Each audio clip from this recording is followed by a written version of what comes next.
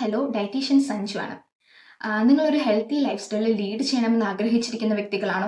അങ്ങനെയാണെങ്കിൽ സിമ്പിൾ ആയിട്ടുള്ള 9 സ്റ്റെപ്സിലൂടെ നിങ്ങൾക്ക് ഒരു ഹെൽത്തി ലൈഫ് സ്റ്റൈൽ അച്ചീവ് ചെയ്യാൻ സാധിക്കുന്നതാണ്. സോ ഇതിൽ 9th വൺ എന്ന് പറയുന്നത് ഡെയിലി ബേസിസിൽ നിങ്ങൾ 9000 സ്റ്റെപ്സ് എങ്കിലും നടക്കുന്നത് വളരെ നല്ലതായിരിക്കും. ദെൻ 8th വൺ എന്ന് പറയുന്നത് ഡെയിലി 8 ഗ്ലാസസ് ഓഫ് വാട്ടർ എങ്കിലും കുടിക്കേണ്ടത് അത്യാവശ്യമാണ്. 7th വൺ എന്ന് പറയുന്നത് നമ്മൾ ഒരു 7 hours എങ്കിലും ഉറങ്ങേണ്ടത് അത്യന്താപേക്ഷിതമാണ്. 6th വൺ എന്ന് പറയുന്നത് ഒരു 6 minutes എങ്കിലും നിങ്ങൾ മെഡിറ്റേഷന് വേണ്ടി സമയം കൊടുക്കേണ്ടതാണ്. ആൻഡ് 5th വൺ എന്ന് പറയുകയാണെങ്കിൽ ഒരു 5 times എങ്കിലും നമ്മുടെ ഭക്ഷണത്തിൽ നമ്മൾ ഫ്രൂട്ട്സും വെജീസും ഇൻക്ലൂഡ് ചെയ്യേണ്ടതാണ് ഡെയിലി ബേസിസിൽ. ആൻഡ് 4th വൺ എന്ന് പറയുന്നത് നമ്മൾ ഡെയിലി പലതരം ആക്ടിവിറ്റീസ് ചെയ്യും.